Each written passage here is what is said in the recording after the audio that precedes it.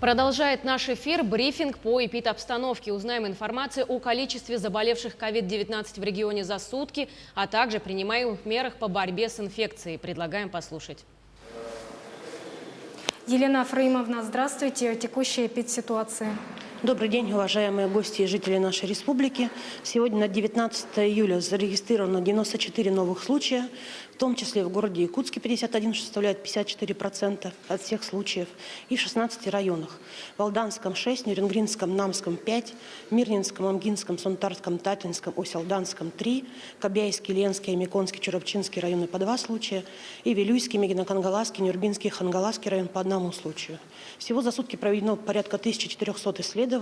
За весь период отработано более 1 200 000 тестов. На 19 число в республике имеется 271 187 вакцин. Первую дозу получили уже 250 000 человек, в том числе лица старше 60 лет 51 000.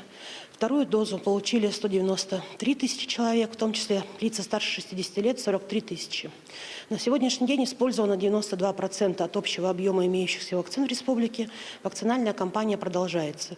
Ориентировочно сегодня мы должны получить еще дополнительно 2500 доз для того, чтобы усилить вакцинацию в городе Якутске. Сегодня не во всех уже медицинских организациях имеется в наличии вакцина. Получаем мы вакцину ГАМ-ковид. Есть сегодня потребность, есть очередь ожидания. И мы стараемся приглашать всех, кто записался через государственные услуги. Кроме того, хотелось бы отметить, что ситуация по ковиду все-таки у нас неспокойная. Очень настораживает те районы, в которых малые темпы вакцинации. На сегодняшний день это 5 районов нашей республики, где вакцинация ниже 50%. В том числе это Амгинский район, поскольку он имеет такую всегда массовую миграцию населения. Хотелось бы призвать жителей Амгинского района, в том числе все-таки проходить вакцинацию. Сегодня у вас для этого сегодня есть все. Вакцинальные пункты работают, вакцина имеется в наличии. Аутсайдерами сегодня по темпам вакцинации является Татинский район, поэтому мы тоже призываем, конечно, всех жителей нашей республики активно вакцинироваться, и особенно те районы, которые я озвучила. Сегодня продолжается в том числе миграция детского населения. Порядка 760 человек, детей, перемещаются по территории всей нашей республики, что, конечно, тоже способствует распространению новой коронавирусной инфекции. Понимая сегодняшнюю ситуацию, задымленность, не могу не отметить и не призвать население все-таки активнее носить маски. Это сегодня не только спасение от новой коронавирусной инфекции, но и оберегание ваших легочных путей для попадания дыма. Максимально стараться не открывать окна, занавешивать их, возможно, намоченными какими-то шторами, завешивать тканью, беречь себя от попадания дыма, особенно беречь детей. Всем здоровья. Спасибо. Это был брифинг оперативного штаба по эпидобстановке, а мы идем далее. Продолжает наш эфир выпуск новостей в студии Валерия Наумова. 16 пожаров ликвидировали за сутки, на борьбу выехали добровольцы.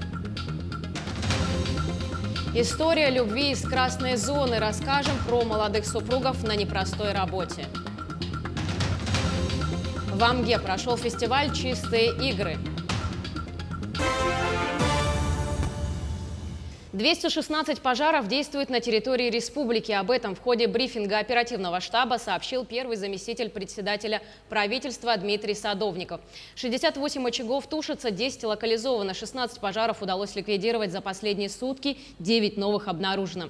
Всего на местах работает 2188 человек, привлечено 270 единиц техники. Также привлечены 689 человек Федерального резерва и 630 специалистов, прибывших на территорию республики с других регионов. Также по метеоусловиям авиатехника работала только в отдельных районах, это в западных районах, в Вилюйском, Нюрбинском и Мирнинском районе. Это по дислокации наших пожарных служб. Также прибывает у нас дополнительно 2 борта Би-200 МЧС России. Так, по словам Дмитрия Садовникова, первый борт Б-200 уже прибыл в Мирный, второй ожидается к концу дня. При этом также привлечены 8 вертолетов и самолет-зондировщика, однако эффективной работе техники мешает задымленность. Есть у оперштаба на особом контроле населенные пункты, которым угрожают пожары. Это Магарас горного района, Кептин горного района, Дикимдя горного района и Кемпенде Сунтарского и Намском районе Салбанса. И сегодня все силы брошены для того, чтобы не потерять населенные пункты, и мы в этом направлении будем только работать и усиляться.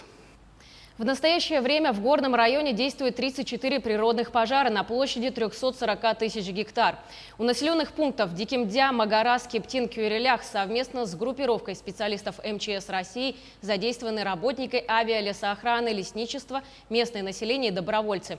В общей численности к тушению пожаров привлечено 540 человек и 86 единиц техники. Проводится встречный пал, прокладываются минерализованные полосы вдоль сел, ликвидируются отдельные очаги пожаров. Как отметил замглавы МЧС России Илья Денисов, сейчас в районе обстановка непростая, но личный состав огнеборцев, сотрудников МЧС России, авиалесоохраны, добровольцы – все работают грамотно. Своим ходом приехали. С Томота своим ходом приехали. 2 человека с Алдана и нас 3 с Томота. Ой, критическая ситуация, честно говоря, критическая ситуация, потому что все в дыму.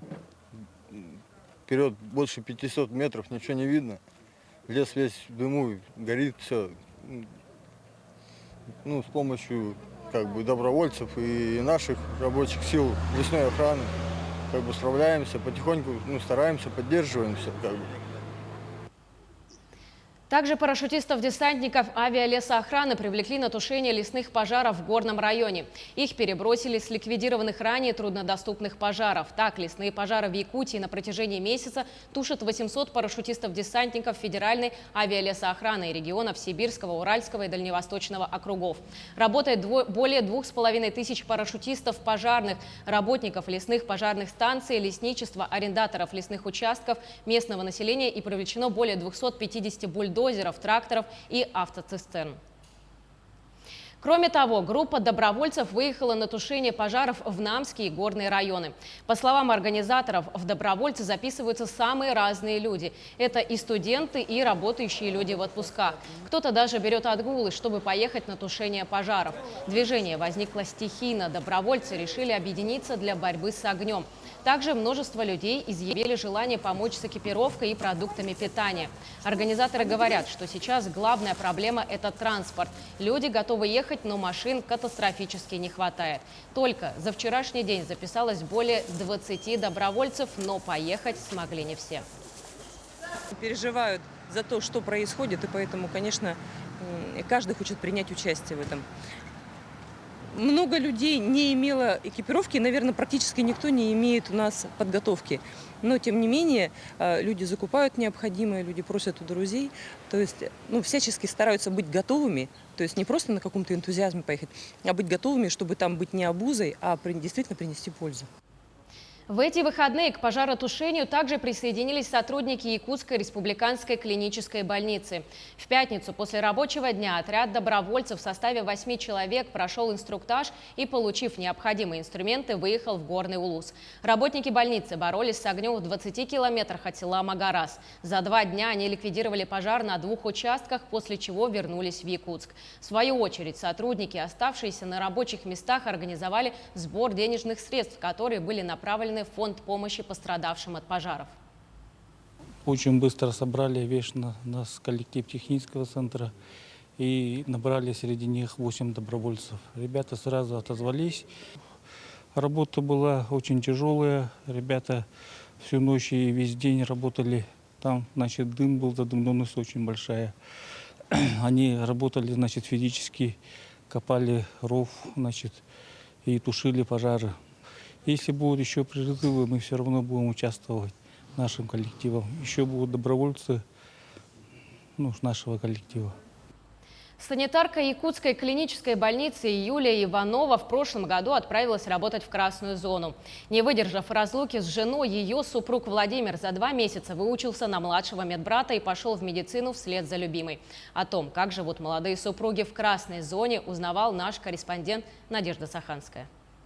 Многие считают, что семейные отношения вредят рабочим. Именно поэтому чаще всего супруги работают в разных отраслях и в разных организациях. Однако наша сегодняшняя история – отличное подтверждение тому, что совместная работа не преграда для счастливой семейной жизни. Владимир и Юлия состоят в браке уже 4 года. Пусть красная зона – место далеко не романтическое, супруги поддерживают друг друга на рабочем месте.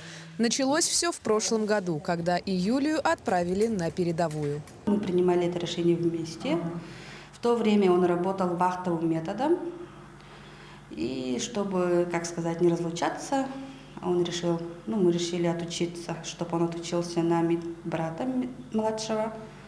На младшего медицинского брата. Он отучился 2 месяца дистанционно, и, получается, в сентябре мы уже работали вместе. После того, как решение было принято, Владимир получил образование медбрата. Несмотря на то, что это был совместный выбор, поначалу и Юлии было непривычно видеть своего супруга в качестве коллеги. Я в январе ушел на вахту, и в середине июля только прилетел. Она еще работала на красной зоне. И в сентябре, получается, получил свидетельство и устроился на работу. В качестве коллеги, конечно, посмеялась. Из-за того, что ни разу меня не видела в медицинской такой форме. Каждый раз, входя в красную зону, медицинский работник должен ответственно подготовиться и проследить за тем, чтобы все средства индивидуальной защиты были на своих местах. Вот такой красивый костюмчик есть, зеленый. Не знаю. Костюм одеваем поверх нательного белья. И обязательно сапоги. Случается так, что иногда у супругов не совпадают выходные дни, однако все свое свободное время они проводят вместе. В свободное время, обычно в выходной день, мы стараемся не говорить о работе. Но для нас главный сон. Отсыпаемся, потому что у нас тут круглосуточный пост без права сна. И, помимо сна мы еще ходим на природу. Новость о таком поступке Владимира быстро разлетелась в интернете и собрала большое количество откликов. Однако супруги, а теперь уже и коллеги, не ожидали такого внимания от общественности. И, несмотря на сложные ковидные условия, семья Ивановых продолжает жить в согласии и дома, и на работе. Надежда Саханская, Артем Алексеев, Якутск. Проект «Столетний план развития» стартовал в конце мая. Он направлен на определение стратегии развития и формирование образа будущего Якутии. В рамках проекта на днях в Нюрбинском техническом лицее состоялась коммуникационная сессия по обсуждению и выявлению инициатив на местах, задач долгосрочного планирования, роли и значения района в общей стратегии республики. В участие приняли 60 представителей из каждого социального и профессионального сообщества. Мне очень понравилось, что участники данной коммуникационной сессии очень патриотичны. И вот было такое высказывание, что нюрбинский характер – пламенный мотор развития республики. Это первое, и второе, если Якутия – кладезь для России, то Нюрба – это кладезь для Якутии. Очень понравилось то, что не все так заявляют про свой район. И такой подход меня очень сильно впечатлил. В 2020 году инициативная команда молодежи Амгинского улуса совместно с детской общественной организацией выиграла грант главы республики с проектом «Чистые игры в Амге». «Чистые игры» – это большая игра-фестиваль на свежем воздухе. Команды решают экологические загадки, находят артефакты, собирают и разделяют мусор. Получают за это баллы и выигрывают призы. Всего участвовали 6 команд по 4 человека. На территории промкомбината вдоль реки Амга участники игры собрали более 400 килограммов мусора. Также весь мусор сортировали по классификации: пластик, металл, стекло, бумага и органика. Благодаря этому гранту мы сегодня открыли и начали старт нашей квест-игре «Чистые игры в Амге». В рамках этого проекта мы должны провести экологические лекции, квест-игру в игровой форме «Субботники. Чистая игра» и также несколько экологических движений, которые должны привлечь внимание населения к экоосознанности и раздельному сбору мусора. К этому часу это вся информация. Хорошего дня.